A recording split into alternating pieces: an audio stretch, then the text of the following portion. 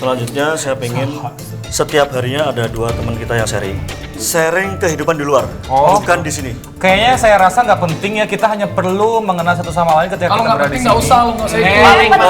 Menurut saya penting. Itu penting ya, karena kita Hukuman nanti bisa menemani koordinator.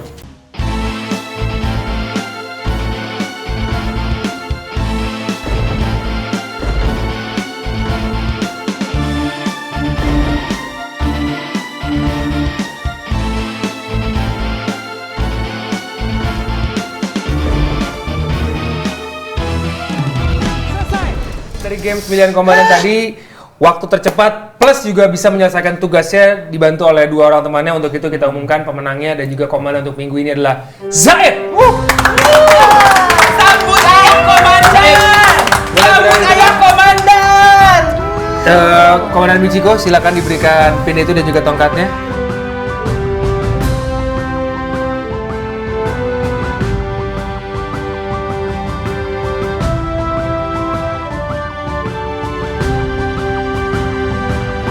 Mau dibantu nggak? Boleh disambut dengan riuh.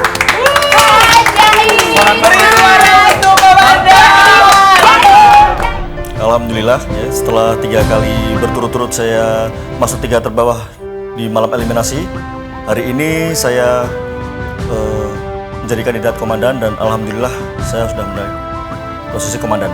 Game kali ini cukup seru dan memerlukan kerjasama, dibantu sama Dendi dan Gumai yang memang dari awal sudah support saya untuk melakukan game ini. Alhamdulillah bisa finish di menit cepat. Terima kasih buat teman-teman yang udah support saya hingga saya menjadi komandan. Peraturan di sini akan sedikit saya rubah, nggak sama seperti yang kemarin. Nanti ada jadwal piket tiap harinya, koordinator kebersihan. Jadi 1 orang akan bertugas sebagai penanggung jawab kebersihan. Mungkin bisa Mas Eko. Apabila koordinator tidak melaksanakan tugasnya dengan benar, maaf nih, malamnya koordinator tidur di luar. Ya, yang kedua, saya pengen setiap hari setelah bersih-bersih kita makan bareng. Sebelum makan kita semacam morning briefing gitu ya. Kita berdoa bareng, kita sambil berjabat tangan karena selama ini kita kan nggak pernah nih namanya berjabat tangan. Lebaran nggak jabat tangan. Iya, nggak apa-apa. Tapi cuman saya pengen seperti itu. Tiap hari juga bisa menentuku. Selanjutnya saya pengen setiap harinya ada 2 teman kita yang sharing kehidupan di luar, bukan di sini. Kayaknya saya rasa nggak penting ya, kita hanya perlu mengenal satu sama lain ketika Kalau kita nggak berada di penting sini. nggak usah, lo nggak usah ikut. Menurut saya penting. Itu penting ya, karena kita Hukuman nanti bisa menemani koordinator tidur di luar. Saya mengucapkan terima kasih atas permainan yang luar biasa hari ini. Saya Game Master Bang Syafani. Sampai jumpa di permainan selanjutnya. Thank you, Bang. Teman-teman, mulai malam ini biar kita lebih saling kenal. Jadi nggak cuman kenal di sini aja, nggak cuman kenal di Serambi aja, tapi kita juga lebih kenal dari entah di luar pekerjaan kita atau masa lalu kita, ya sharing lah gitu sih. Nggak ada tujuan gimana-gimana, cuman aku pengennya kita benar-benar lebih kenal. Gumai itu gimana sih? Dari dulu gue paling takut membuka masa lalu gue. Karena kayaknya gue ngerasa ya, yang gue rasain adalah gue paling rusak kayaknya dulu. Sampai ngebuat gue sekarang menjadi orang yang sangat keras. Bapak sama mama gue udah pisah. Umur gue 7 tahun mereka berpisah. Ya setelah gue sering dipukulin oleh bapak ya. Setelah orang tua gue bercerai, gue dan saudara-saudara gue anak bungsu dari 5 bersaudara. Lucunya, bapak gue pergi bawa 2 anak. Mak gue pergi bawa 2 anak. Tinggal 1 anak bungsu yang paling kecil, yang paling nggak tahu apa-apa, ditinggal. Pertanyaan gue dari kecil itu adalah kenapa bapak dan emak gue pergi, kenapa nggak bawa gue? Tuhan kasih, tapi nggak ada kebahagiaan yang gue rasain.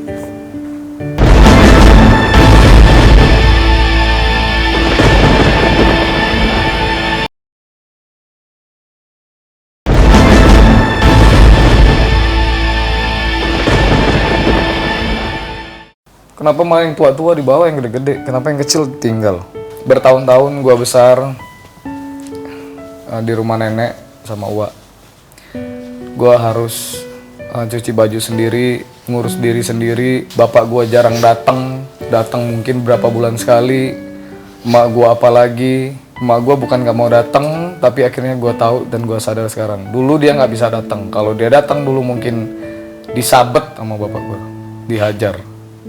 Kemarahan terbesar gue adalah kalau lo nggak mau ngurus gue, ya kasih gue ke emak gue ya kan. Gue itu rindu banget punya saudara. Gue punya 4 kakak, tapi kakak gue mana ya gitu. Jadi gue sakit hati.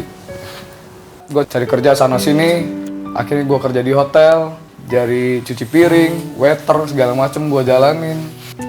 Ada penerimaan salah satu maskapai negara, milik negara. Itu gue ikutan. Gue ngomong sama mama gue, kalau ini gue diizinin dan didoain, gue yakin gue berhasil. Terus emak gue langsung optimis, dia bilang gini, oke, ini kisah nyata gue. Dia bilang, gue doain lo, ya, lo bisa terbang kemanapun lo mau, sampai Laut Merah lo seberangin, kata emak gue.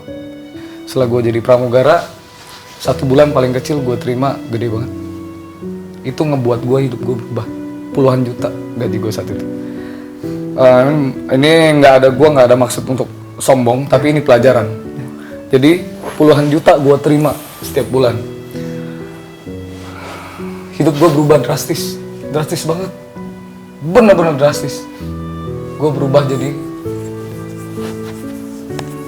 Gumai yang gue anggap salah saat itu.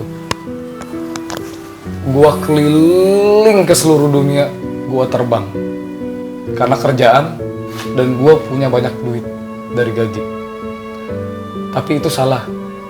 Itu merubah diri gue ternyata. Setelah gue kerja bertahun-tahun di sana, gue nggak pernah pulang. Gue lupa gue punya saudara. Gue lupa gue punya teman-teman di Palembang. Gue punya teman-teman di sana di sini, gue lupa. Dan paling parahnya gue lupa gue punya emak yang dulu ngedoain gue nyebrang Laut Merah, lagi nunggu di rumah, janda, sendirian. Mungkin dia kalau malam nangis ingetin gue, tapi gue malah foya-foya. Gue jadi Gumai yang sombong. Gue jadi orang yang angkuh. Gue jadi orang yang menyepelekan orang lain. Gue lupa sama emak gue. Setiap bulan duit ngalir ke emak gue karena debit secara otomatis setiap bulan. Dan kalaupun dia ulang tahun, gue selalu beliin dia mutiara sama giok. Gue beliin terus sampai berkali-kali dia bilang, gue nggak butuh hadiah lo, gue nggak butuh duit lo, gue nggak butuh mutiara yang dari lo. Walaupun sekarang lo beliin, gue nggak mau, katanya gitu. Gue mau lo pulang. Apa kau udah lupa sama aku, katanya gitu. Akhirnya ya, gue sadar bahwa memang duit bisa, nggak tahu ya, gue ngerasain itu, duit bisa ngerubah orang. Terakhir gue tinggal, emak gue masih cantik, rambutnya tebel. Setelah gue pulang, mukanya udah berubah. Gue ngerasa kenapa emak gue jadi ini ya, lebih tua, pipinya udah kempot. Yang gue sadarin akhirnya adalah dia mikirin anaknya yang lupa diri. Gue lagi terbang di Australia saat itu, jalanin tugas pekerjaan gue sebagai pramugara.